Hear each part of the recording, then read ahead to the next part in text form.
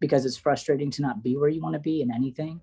But it's also really important to remember that you're where a lot of people want to be, and in that you are able to stay humble and be teachable, but also have this confidence that you need to proceed with whatever you're doing.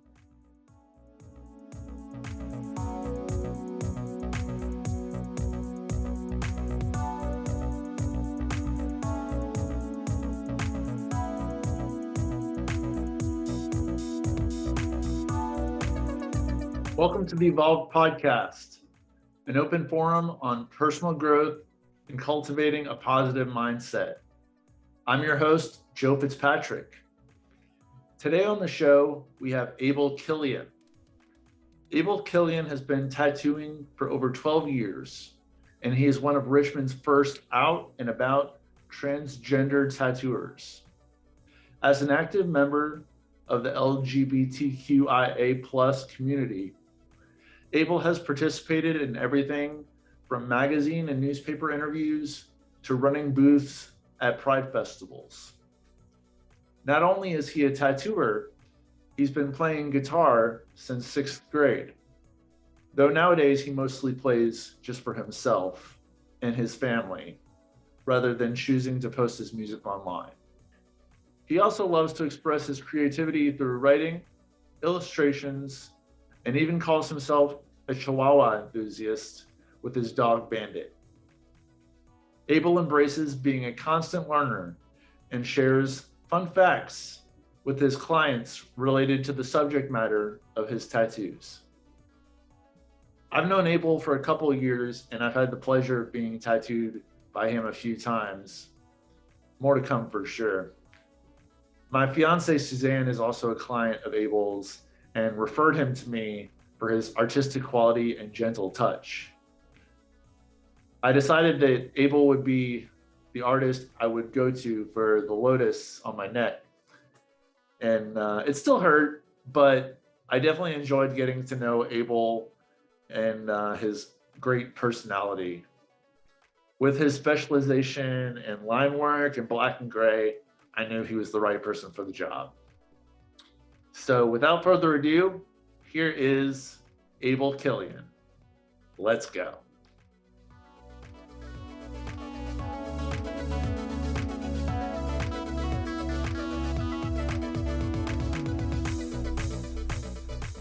Well, thanks for coming on the show. I really appreciate you being here. I know you're a really busy guy.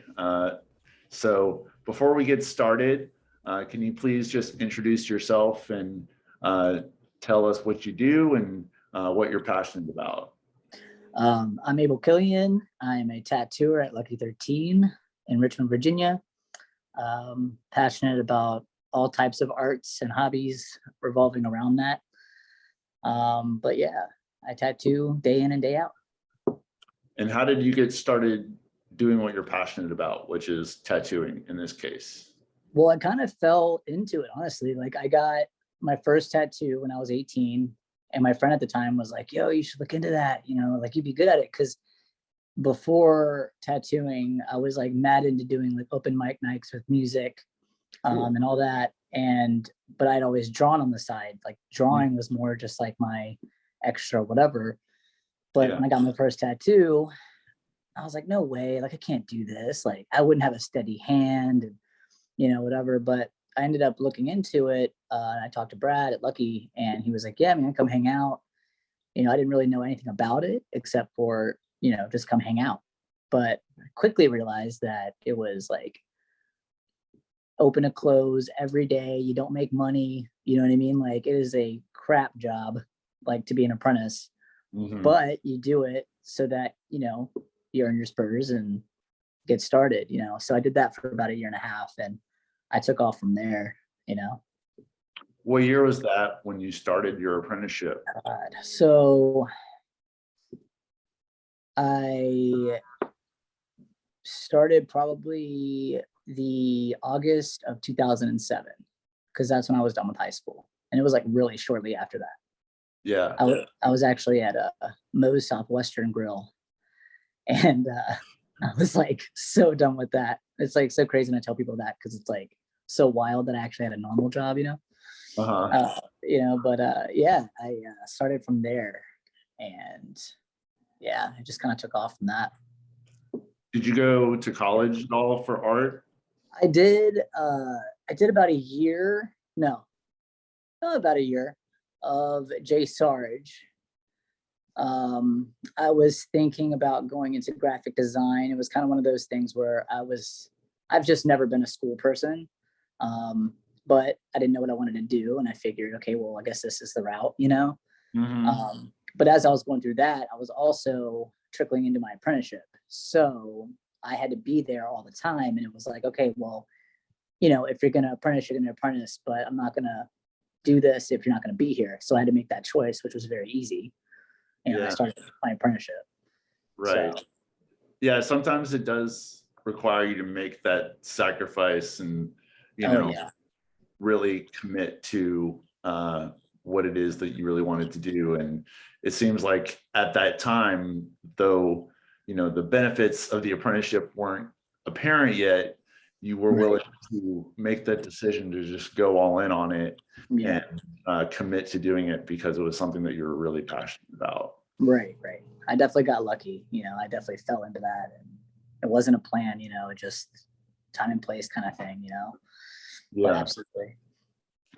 And what kind of stuff were you drawing before you started getting into tattooing?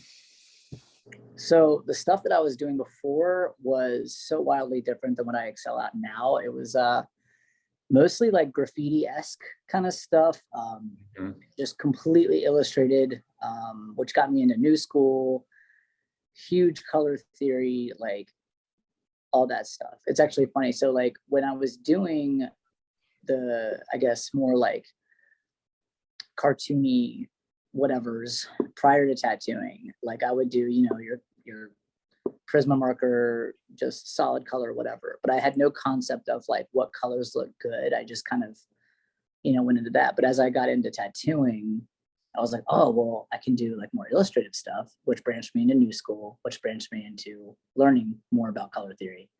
So when I first started and when I was before apprenticeship, I was doing a lot more of that. Like everything in color, goofy, like big eyed, like that kind of stuff, So. Right. And now, you still do a bit of color, here and there, but you do tend to specialize in the black and gray, the line work. Was that just by choice? Kind of and kind of not. Like, so the new school flair, like with new school tattoos, you have a lot of different like line weights. So that in itself is really neat. But if you take that out of new school and you put those line weights into black and gray, it looks really cool too. And those were things that I kind of just meshed together. And then as time went on, I really did like that stipply shade. And that is something that you can really get with black and gray. But the line work thing that I branch out on now is something that my clients just kept telling me. And I was like, oh, I guess this is good. And I just keep capitalizing on that, Yeah. So. I mean, I guess that works in your favor because, the more you do something, the more people see it and they like want to request that type of work. Right. So it's sort of, it's sort of something that feeds into itself. But yeah, that's great. And it's great that you also, are still exploring other like tattoo styles. I know you're very open when it comes to like taking requests from your clients, and For sure. I'm sure that keeps you, on your toes as a tattoo artist, because yeah, not just doing the same thing all the time. Yeah. That is definitely a big thing about it. It's like easy to, there are certain like things that I just genuinely don't like, and I won't do those because I think that when you get a tattoo, you want to be with an artist that's like really enjoying it. But there's also that level of like, I don't want to not do something for years because I want to be well-rounded, in that sense. Yeah, absolutely. What would you say is your why for doing what you love and working at developing that skill? I mean, you kind of alluded to that just now, but I'm curious to hear what your perspective is on it. So like with tattooing, I mean, obviously it starts at art first. And I think art is just such a solid way to get out of your head, and a good way to express yourself. And I think that that's a huge part of what drives me to do art. But in my case, it's also really neat because it involves other people. Like I have to have other people to do those tattoos. So in that, I think it's really cool to sit and talk to people and see their stories and stuff like that. Like it's always different. I could have the same clients over and over again, but like we're learning so much about each other in these situations. So I just like to genuinely learn. So sitting with people that tell me, even if it's nonsense, I'm still learning, and it's just a driving force in this, Yeah. And one of the things that I really like about your Instagram in particular is that with every tattoo you post, you like to share some sort of fun fact related to the topic of that tattoo, or at least tangential to the topic of that tattoo. When did you start doing that, and like how did that come about? It's somewhat, I would say somewhat recently. I mean, I don't think it was too long ago. I can't figure out the exact date, but I want to say it's been quite a few months now, if maybe a year possibly, but it is so cool to do that because first of all, I'm learning a whole bunch of stuff by this. Right. And sometimes it can get challenging because it's like, how many facts can you make about a flower? You know what I mean? So you have to like start branching out and like, okay, well, what else is in this piece? Or, what is this tattoo on? Or, all that stuff. But it is really cool. I've had a lot of people tell me like, oh, I didn't know this stuff and blah, blah, whatever. And it's just so nice that people are, reading that. And it's also hard too, because I have to fact check what I say. Like if I don't see that fact 5 different times somewhere else, then I'm like, okay, this can't, I don't trust it, so. That's good. You're being very intentional about what you're putting online and making sure that it's not fake news. Yeah, absolutely. Absolutely. I would hate that, because like there's definitely been times where I'll read something even to Allie and I'm like, hey, like, this is cool. And I'm like, well, hold on a second, because it seems unbelievable. And then I'll find out that it's wrong. And I'm like, well, that's a bummer. Yeah, so, right. Do the fun facts come from your clients, or are you doing the research yourselves on the back end? Oh, no, it's totally me. Like, so, yeah. So someone will get a client or someone will give me a tattoo and then I'll be like, okay, well, what do I need to do with this? Or like, sometimes I actually get excited about a tattoo because it might be a fun fact. Like it definitely has like started working into what I post. But yeah, I'll look at it and try to figure out the best one for it. And then I'll post it after all the research and stuff. Did you ever drink Snapple? Yes. I remember on the like caps, they had little fun facts on them. Yes. And they still do. They still got them. Yeah. Maybe you can get some of your fun facts that way. Just make sure to fact check it. Yeah. Exactly. It's got to be fact checked for sure. Yeah. That's cool, man. Let's see. Do you have a workout routine that you do at all? I know, like, tattooing, especially if you're working all day, it can be like a sedentary type of job. Like when you're not working, do you have any type of exercises you like to do? I mean, I'm definitely active when we're like, we'll go on walks and stuff, relatively frequently. I'm not a big workout person, occasionally, like, here and there. But most of it's just kind of activities and that kind of stuff. I'm also like a huge like massage enthusiast. So at least like once a week, I'm getting a massage. Like I'm very, into that, but mostly stretching is a huge part of it. Getting up to walk around for a second. It's hard to sit all day, so you gotta do something. Yeah. Do you do any yoga as part of your stretching practice? I mean, I've done yoga, but it's not something that like I relatively like do all the time. Mostly just your standard, nothing fancy, no downward dog or, Cool. Yeah. It's always good to stretch and walk around. I think you're doing that. That's good enough. It's better than sitting there. Release. Do it simple. Right. What's a project that you're currently working on or recently finished? I know you're constantly working on new designs for your clients. Right. And that's kind of what I was thinking about is, there's a lot of stuff out there that's like floating around that, we're working on sleeve wise, filler wise, stuff like that. There is one sleeve I did, I don't know, like in the last, I want to say a couple weeks. It was a piece that was started like years back when I was like heavy in the new school. So it was kind of more complicated to get into it now because it was like such a shift for me, like,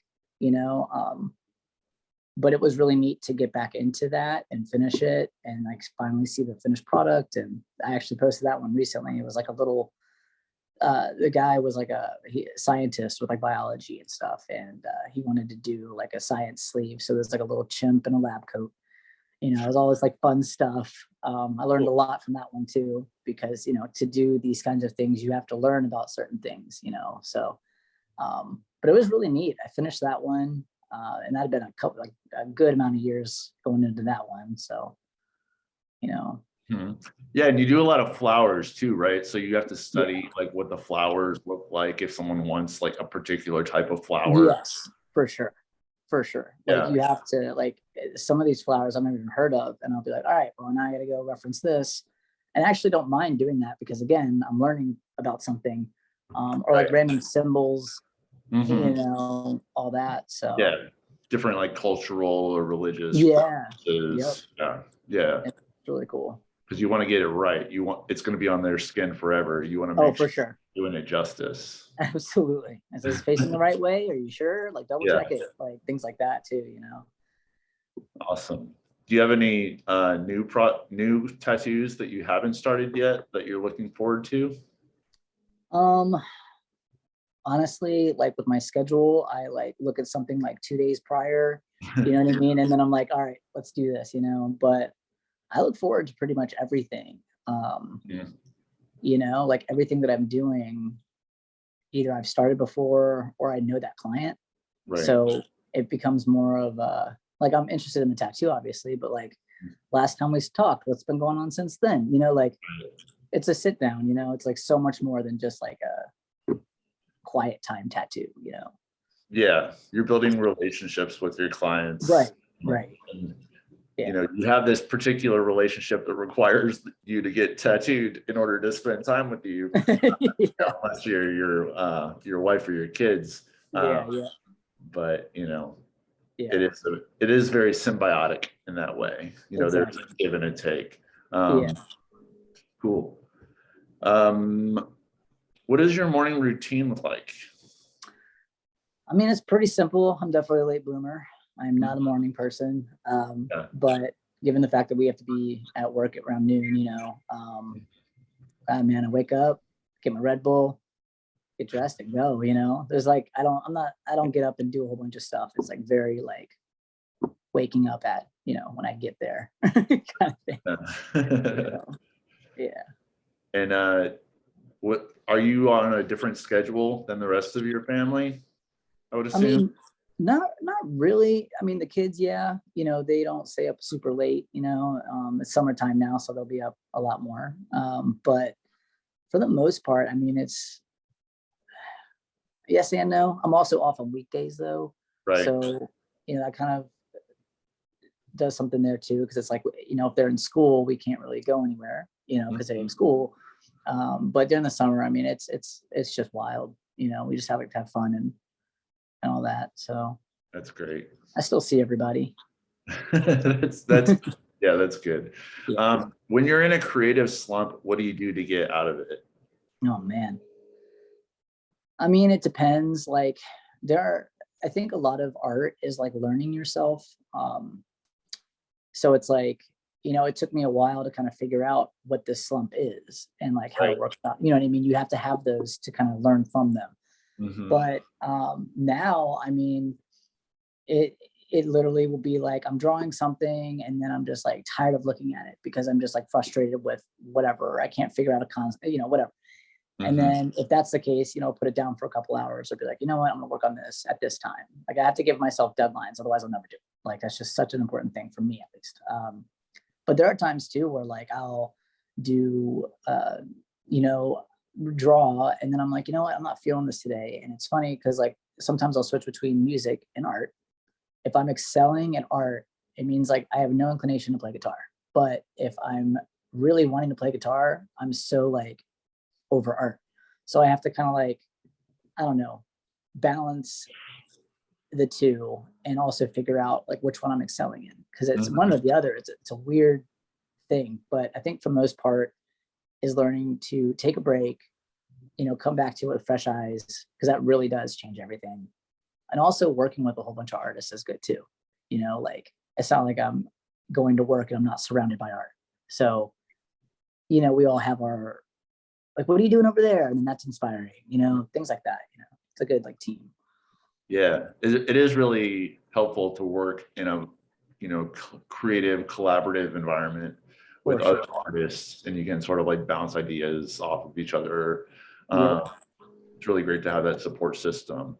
And I agree with you that deadlines are really helpful for me too. Like, you know, as a video creator and editor, you know, especially with work that you have a client, you know, that are like asking for something by a specific time, that, you know, can help you focus on meeting that deadline.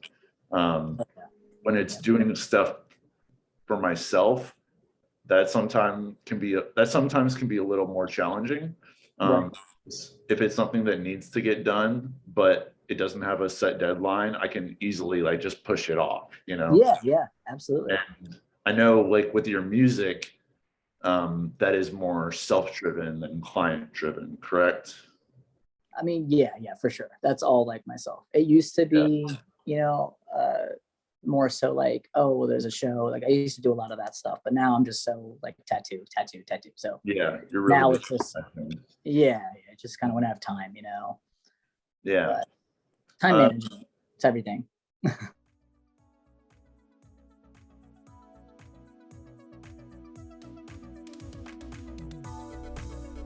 Hey guys, brief pause in the episode to tell you about some of the great businesses that support this podcast.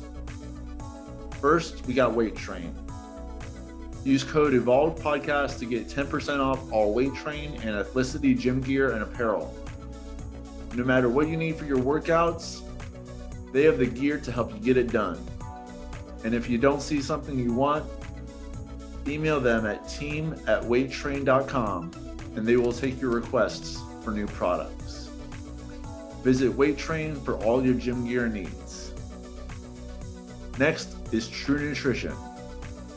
Use code EvolvedPodcast to get 5% off all nutrition supplements. I'm personally a fan of their soy isolate vegan protein powder, available in a variety of flavors and strengths, from light to heavy. They also have non-vegan protein powders if that's not your thing. I personally recommend the cinnamon bun and toasted coconut flavors in the heavy strength, and I add them to waffles, oatmeal, protein shakes, and ice cream. They're delicious. Check out their wide range of supplements at affordable prices that are third-party tested and verified for content quality. They are able to provide such great prices because the supplements come direct from the manufacturer without any marketing gimmicks or fancy labels. Visit TrueNutrition.com to supplement your workouts and your nutrition. Last is Hate Brand Goods. Use code EvolvedPodcast to get 15% off all Hate Brand clothing and accessories. Their goat shorts and shirts are the most comfortable clothing I've ever worn, and they have the coolest designs. However, their clothing drops are only available in limited quantities, so get your favorites while you can, and be on the lookout for other drops that you're stoked on. Visit thehate.com, spelled HVIII, for clothing to remind the world that you're not dead yet and you're ready to kick today in the dick. Back to the show. Tell me a little bit more about your music. Like, I know you've recorded some stuff in the past. Can you speak to that and like what you're working on now? Yeah, I mean, I've always done like from, I want to say that's like early middle school, if not late elementary, I play guitar. And then I started putting lyrics to it and all that stuff, but the core drive was always acoustic music, mostly just solo, but as time went on, I had more musician friends, and then they jumped in, and then we made a band, and that was cool. It was a great experience. I don't know if I would do it again, but I'm just so like particular about things, Yeah. So, but yeah, I did a lot of open mics. I played a few shows. I dabbled in different like genres. Now I mostly just like, if I hear something that I really like, I'm like, I want to cover that. And then I'll just sing it, and then it's over. Like it's so like just not what it used to be as far as like public, but Yeah. it's something that I still really enjoy and still do, Yeah, that's really great. I think it's important to have things that you can just share with yourself, Yeah, you don't absolutely. put it online Right.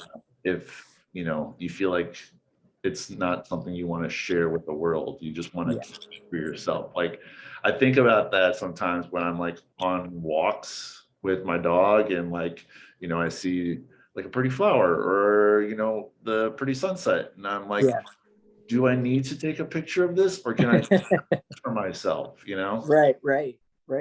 And So you'll sometimes I remember it. do, and sometimes I don't. Like it's really a decision you have to make in the moment.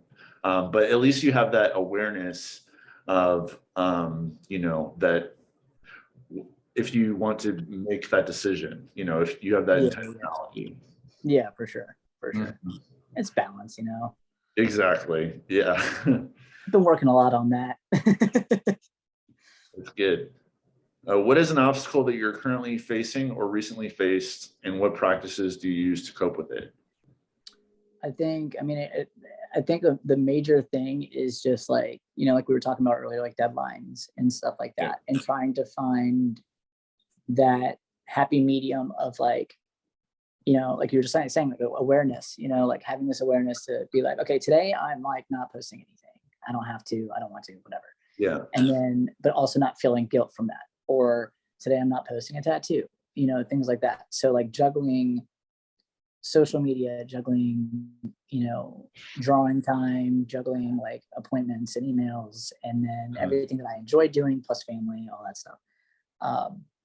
That is a obstacle I feel like I've just kind of started to get in this routine of like handling, because it's easy to get burnt out, it's easy to get in this like rut of just like I don't want to work, or and when like I don't have that like opportunity, I can't, like I have to have my stuff together. I can't just like show up work that I don't want to do this thing, because that affects everything, So I think like how I've overcome it is literally just saying like on my days off, like I used to draw day in and day out, and I will draw when I get home, even from work days. But on my days off, I'm like totally not doing anything. I'm like, everything I need to do, I'll do it in a small little section, and then I'm chilling. I'm not worried about it, and that's helped me even just to do that, to just say like, I don't care if you need to talk to me right now, I'm off. Like I'm going to do this now, and I will respond to you in like a day or two, and like having that is hard at first, but like people definitely have to like make that balance in life. Like we all can't always be working. Exactly. Especially with social media, it makes people so much more accessible. And I know you have a strict no DM policy when it comes to like booking tattoo appointments. And I think it is important to have those boundaries established, for your personal sanity. Yeah. Well, and that's the thing. It's like, back in the day I could do that, but like now, if you have multiple requests or messages and this, that, and they get jumbled, and it's like, then someone's upset I didn't respond, and it's just like, I don't want to deal with it. That's why email is like, so it's a good tool for advertisement for sure, and to let people like get to know you and feel comfortable. But also it's not a tool, I feel like, to book these permanent pictures on your body, like it's just not. Yeah, for sure. Other than taking some time to relax and just chill, are there any other ways that you practice self-care so you can bring more energy back to doing what you're passionate about? Yeah, I mean, I think there's like a whole bunch of different stuff, one of the things is like allowing yourself to get into like a fun mode, which is like what I try to get myself in. Like, even if I'm in a bad mood or this is just not a good morning kind of thing, when I walk in those doors, like it is all over from there. Like all of it's gone. And it's like, this is about my clients and me today. And that took a minute to like figure out. I think as we get older, we're better at like compartmentalizing different things, and doing so with that. I mean, that's helped. But like for summertime, I definitely get boosts, man. Like in the winter, it's all gloomy and like, and I love the winter, don't get me wrong, and even fall, but like summer's like, let's go do this and let's go do that. And it's just like such a good feeling to be out and about and animals are chirping. It's crazy. It's crazy out there.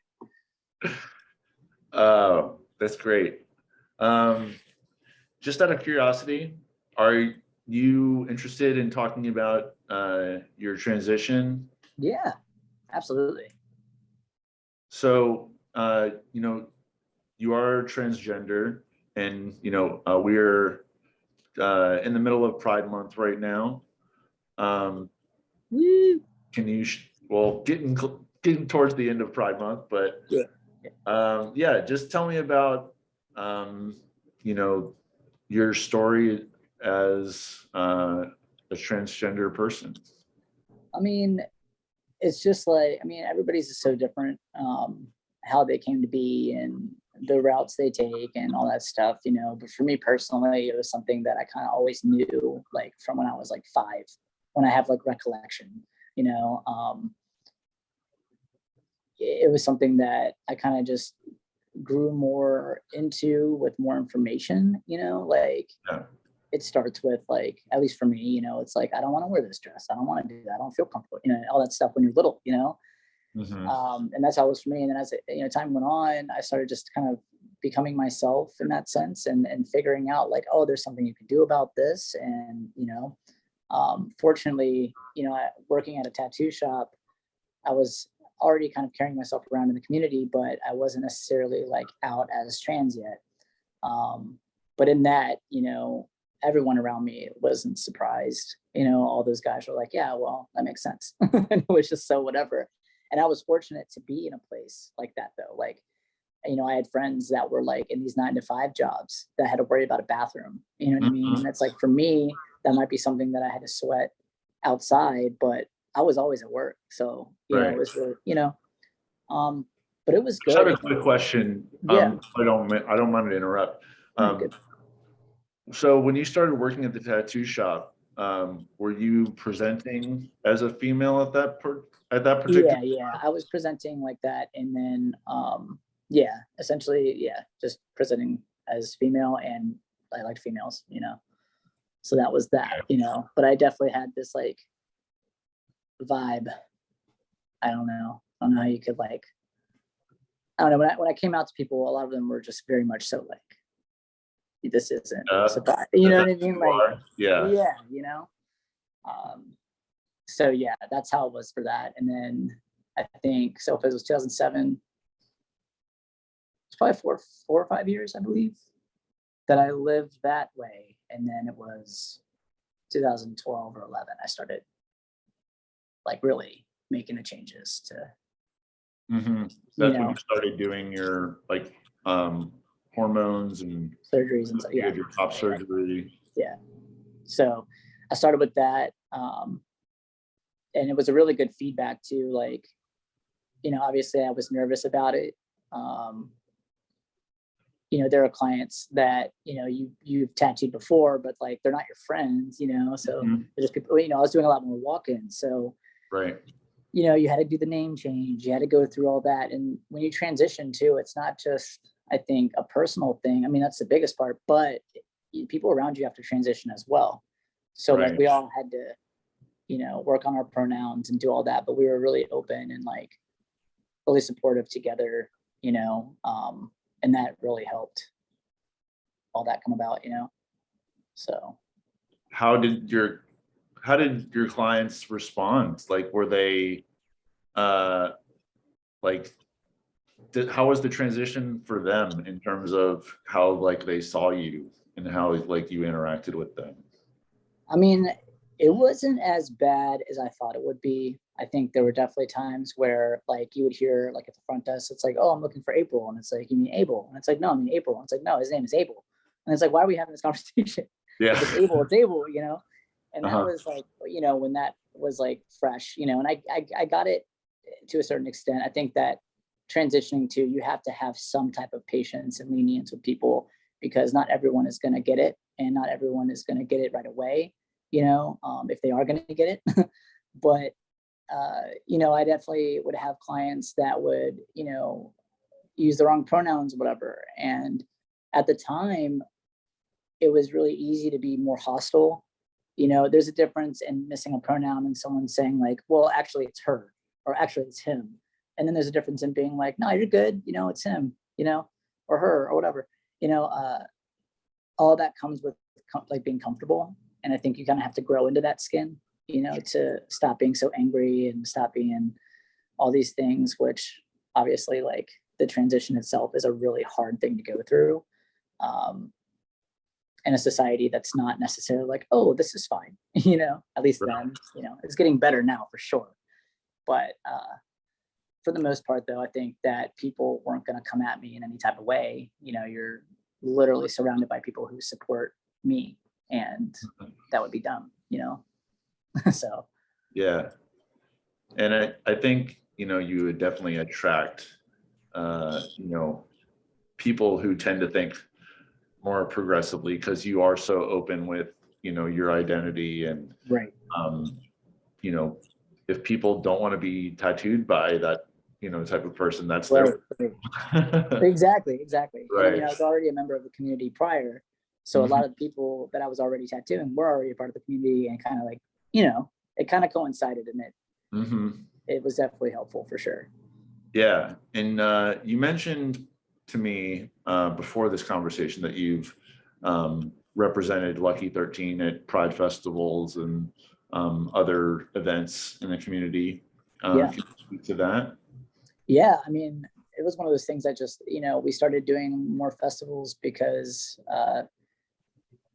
first of all, like it was getting bigger, you know, and second of all, I was coming into like, I guess, having more clients, I guess you could say, and wanting to do that. And we had the ability to do that. So we were like, let's do that, you know, and it was fun to be out there. There were no tattoo shops at the time.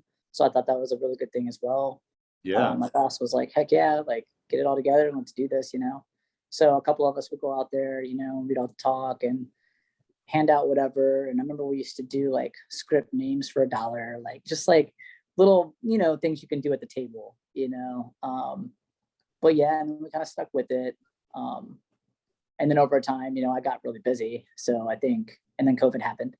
Right. So yeah, we ended up kind of like, I don't know, was it like 2 years ago they had it? I don't know. I know they're having it this year. Yeah. But I think the last one was in 2019 or 2020. okay. Probably 2019. Right. But yeah, it is happening again this year. Okay. Yeah. So that's exciting. But yeah, I mean, it was a blast. I mean, one year we had, it was really cool. We had fake tattoos, and you would buy the fake tattoos and we put it on you, and we had like a line out the tent. Like it was just like really, yeah, it was really cool though, because I didn't see that like coming. I didn't see that being such a hit, and it was, Yeah. and it was just really great to be out there, and to be repping such a open shop. I mean, it's so diverse, you know, and styles, people, like, so it was good. Yeah, that's great. Well, we're going to move towards wrapping up, but I have a few recurring segments on the show that I want to ask you.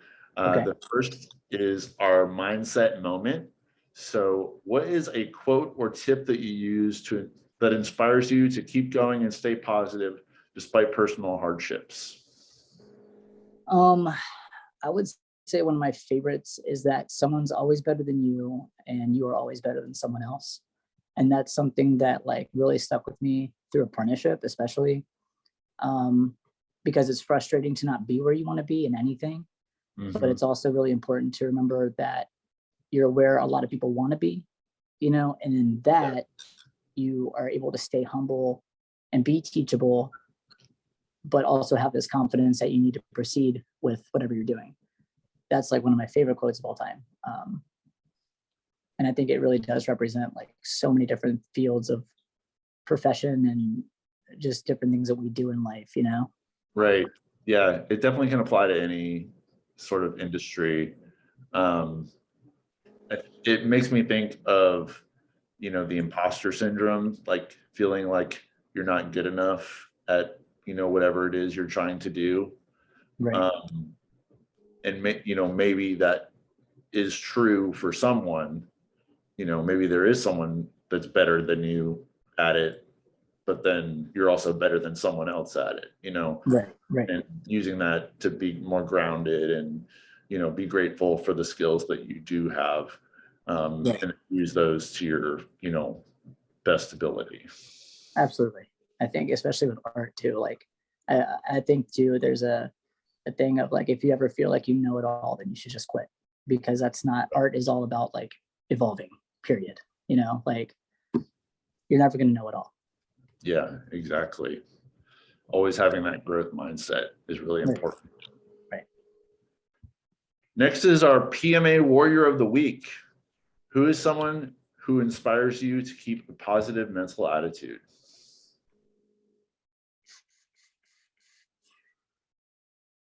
I mean, I know it's kind of like not just one person. Yeah. For me, I think a lot of it is literally my clients. Like some of the things that they go through or have been through make me feel like I have so much more to give and so much more room to grow. And honestly, I think they're the heroes a lot of times in my life. I can always count on them. You know what I mean? Like, Yeah. It's heroes that I know, it's not like this. They always say like, don't meet your heroes, because then they'll let you down. It's like, nah, these people, even though, there's a service being provided, like these stories aren't part of it. You don't have to share them. Mm-hmm. And you know what I mean? Like I don't know, being in touch with humanity is my hero. Like, Yeah, totally. that counts as an answer, but no, it definitely counts. We can lump the clients into one category, there you go. a group of people that you interact with on a regular basis, that provides you with, positive energy and good vibes. So Right, yeah, exactly. Last is good food, good mood. What's one of your go-to meals that helps you feel your best? Oh man. Can it be like a sweet, or is it like has to be a meal? It can be whatever you want it to be. Okay, it is Gelati Celesti's Oreo ice cream. Oreo ice cream? From Gelati Celesti. Okay. Like, it is to die for. I like always have it in my freezer. It is a guilty pleasure. And I don't know if it's because I'm on a kick right now, but it's been a while that I've been on this kick. So well, I think my ultimate. Yeah, it's definitely important to, treat yourself from time to time. And, sometimes that's frequently, if you're on a kick, Yeah. it's all about that balance, like we talked about earlier. Exactly. So, Yeah. Lastly, where can people connect with you if they want to follow along with you on your journey? Mostly it's Instagram. I do a little on Facebook as well, but a lot of that is pushed from Instagram. Right. So I would say that coming into the shop, sometimes I'm doing like I'll have walk-ins sometimes. I mean, I'll usually like post that though. The best place would probably be Instagram. But if you are in the shop, you can always come say hi. Mm-hmm. And if people want to hear your music that is online, can they check that out anywhere?